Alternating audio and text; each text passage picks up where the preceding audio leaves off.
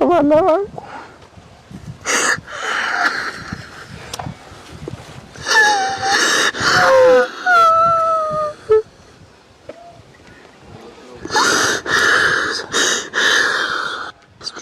Nhasi tiri kutarisa zvitsva zvakabuda panyaya yaAnimal zvitsva izvo zvinovhundutsa zvakaonekwa nemudzimai waAnimal zvitsva pamwe nemhuri yese. Hello my lovely people, welcome back to your favorite YouTube channel pano paGibbs Legacy patinokunzirai manews update. Regai tibve tapinda munyaya yacho. Mukadzi waAnimal zvitsva ari kuchema-chema pamusoro pekushungurudzwa nevana vakasirwa naAnimal zvitsva achipinda muusungwa. Tinzei achitaura nyaya iyi.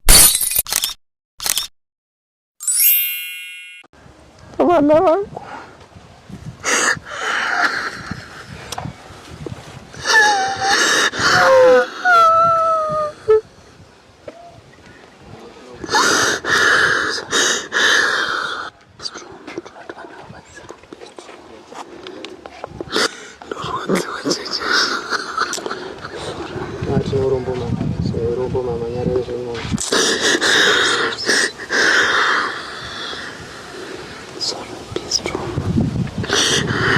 Sorry, mama, tinha urombo. Sorry.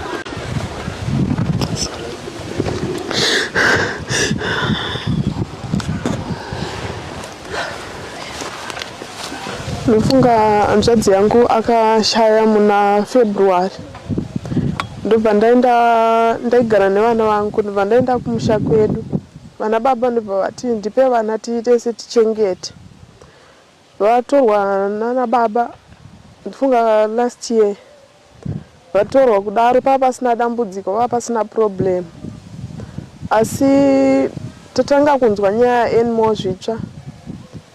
Pane kuratidzira kwakaitika kumwana wake mukomana. Baba vari kugara nemukomana vakandisira mameseji kuWhatsApp.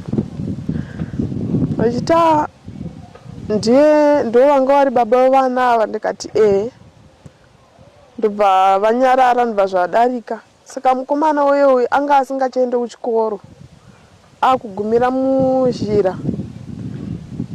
Nekuti kana ari kuchikoro haateereri medhemu, anogona kutobuda medhemu vachitaura muklasi. Ndobva asara atiza kudaro, ndobva anzi nababa, ndobva vatsvagwa, ndobva vabatwa, ndobva vavharirwa mumba. Vavharirwa mumba kudaro, ndine mwana wanzvadzi yangu ariko kumusha ikoko vanogara vese. Saka vaitiza vese kuteedzerana. Vatiza kudaro ndobva vavharirwa mumba. Hatisi kuziva kuti chii chakaitika kwavari pavakanetsana vari mumba imomo. Saka mwana wangu mukomana uyu akabva abata sekuru wake pahuro achida kuvadzipa. Vana baba ndobva vandisira meseji, mama wakandifonera. Ndozviri kuita mwana wako kuno. Ina handichakwanisi ndasarenda. Vanoti alright mama, munombopota muchimurova. Hanzi kurova kwacho tinoneta. Saka baba wakabva vati hazviite kuti tirambe tine vana nekuti kumusha kwavo kwakaparwa ngozi isingaiti. Saka kuti titore ngozi tichiisa mumusha medu hazvichaiti. Tarisaone zvaakuita. Saka ndinorwadziwa nezviri kuita mwana wangu mukomana. Handizivi kuti Mwari anoda kuti zvisvike papi. Ende vana vangu handisi kuda kuti varasike. Musikana hana dambudziko, hana problem. Asi mukomana ndiye ane problem.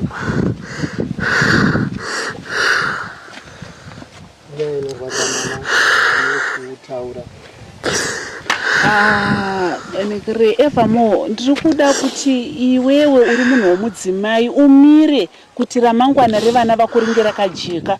Mhuri yeZimbabwe pauri kutsanangura iri kuona kubvaruka kwemwoyo wako. Iwanike ichikubatsira, kune vachauya neminamato, maprofits, mapasta, kune vachauya nekuti mwana ngaauye hake kurehab, nekuti zvechokwadi vana vari kuda counseling. Itrauma chepa mukusangana kwavakaita nenhau dzezviitiko dzababa vavo dziri kuaffecta.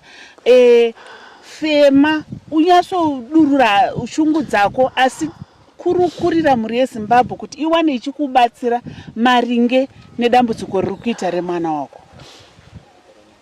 Ndiri kuzvinzwa tete. Ndinosvika pangu pekuti ndinogumirwa nekuti handina kana zano, handina kana chekuita nazvo. Ndakambofamba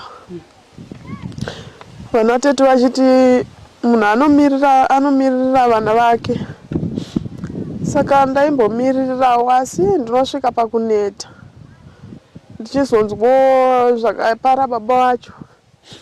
Ndinosvika pakuneta, pakurwadziwa